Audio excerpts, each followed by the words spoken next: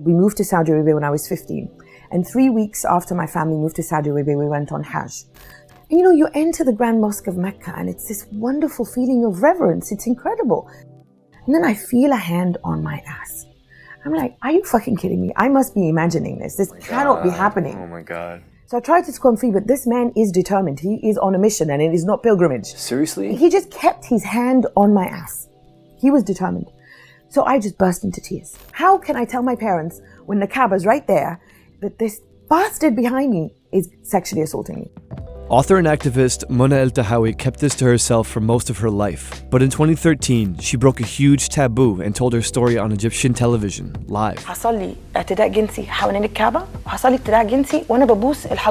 In February, she used the hashtag #MosqueMeToo to invite other Muslim women to break their silence. Hundreds did.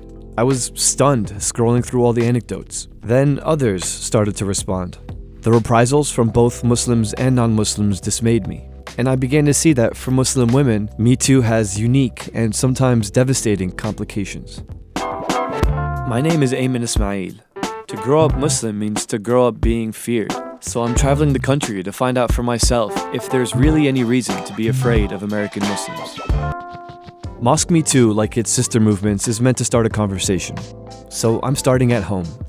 My wife, Mira Abulaiz, has been frank with me about spirituality and sexuality since the first day we met.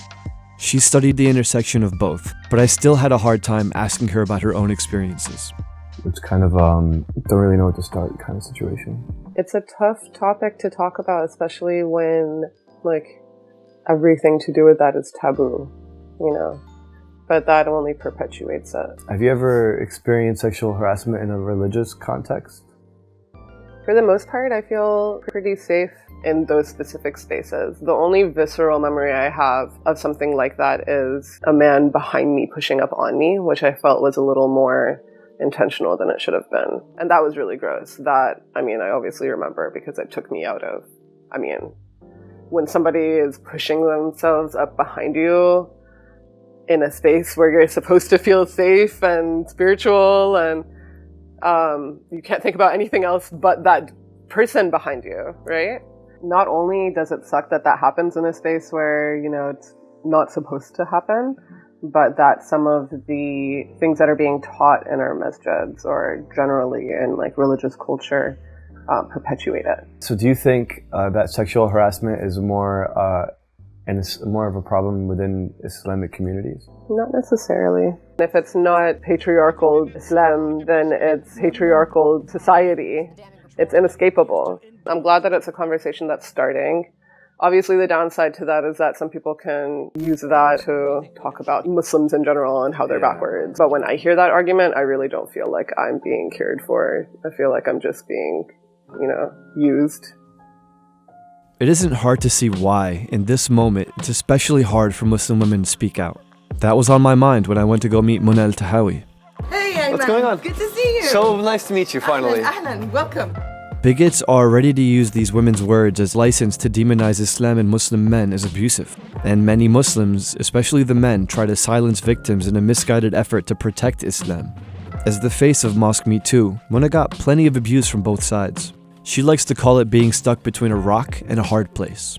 And that rock is an Islamophobic, racist right wing that wants to weaponize whatever Muslim women say. And they clearly don't give a flying fuck about Muslim women. They don't care about Muslim women. They just want to demonize Muslim men. And the hard place that we're caught between is the community, which all the time wants to defend Muslim men so that nothing is weaponized by the Islamophobic right wing. And they don't care about Muslim women either. So we've got two sides here, a rock and a hard place, that fight over the bodies of Muslim women. And here we are stuck in the middle going, excuse me, we're the ones being assaulted here. Can someone listen to us? I know what she's talking about. I can't tell you how many times I've been accused of being abusive to my wife just because we're Muslim. How do you treat a woman? I love women, but your book requires you to not treat her like that. But fears of emboldening bigots can't be an obstacle to exposing and confronting abuse. And Mona told me that the stories that she's heard have convinced her of that. A young woman wrote to me and said, I was telling my mum the other day about Mosque Me Too that you started. And she said to me, 30 years ago, I was sexually assaulted during Umrah. I was like, God. But here's a conversation happening between a Muslim woman and her mother. All of these stories tell me exactly that this rock and a hard place is a reality. I know as a Muslim woman that we have tremendous taboos around sex and sexuality in Islam, which is also one of the reasons I wanted Mosque Me Too to go out there and be for Muslim women. And we repeat this as a mantra. Sexual violence is not about sex, it's about violence and power. Yes, of course it's about violence and power, but it is also about sex. The more conservative a community, the more the taboos exist around sex and sexuality, the less able we are to talk about consent and agency, because that's what violence and power are about. I mean, everything, popular culture, music, books, nothing prepares men for consent and agency. How do we get this to change? I'm happy to lecture all you guys, but you don't listen to women. So talk to each other about this conversation. Mona's candor gave me hope that the discussion really could change things. But this topic remains deeply taboo among Muslim religious leaders, most of whom, unsurprisingly, are men. So I started calling them. One of the first I reached out wouldn't comment, but several seemed to understand that this has to change. For us as a global community, it's just not acceptable. It's a crime. It maybe has public awareness campaigns of some sort. I have seen myself what goes on. As government of Saudi Arabia has a full responsibility to catch these kinds of culprits who attack on our sisters, our mothers, our daughters, our wives. I appreciated the strong words. I'm hoping more authorities around the country have this conversation in mosques, directly and unapologetically. I insist, I demand that the Imam of the Grand Mosque talk about this. Get on the pulpit and say, you must respect sisters everywhere, especially here during Hajj. This has to be said out loud. And I don't want him to say, we're going to protect you. I don't want him to say, we're going to segregate you. I want none of those things. I want him to put this front and center and talk about this, because all these men who are writing to me saying you're an ugly, lying whore, you're lying, you're making us look bad, who paid you, it's a Zionist, it's the I don't know what. No, once he says it, a whole bunch of men who don't want to believe us will hear it. It starts with the religious authorities, but I'm realizing that it's also up to young Muslim men like me to talk to other young Muslim men. It's our responsibility.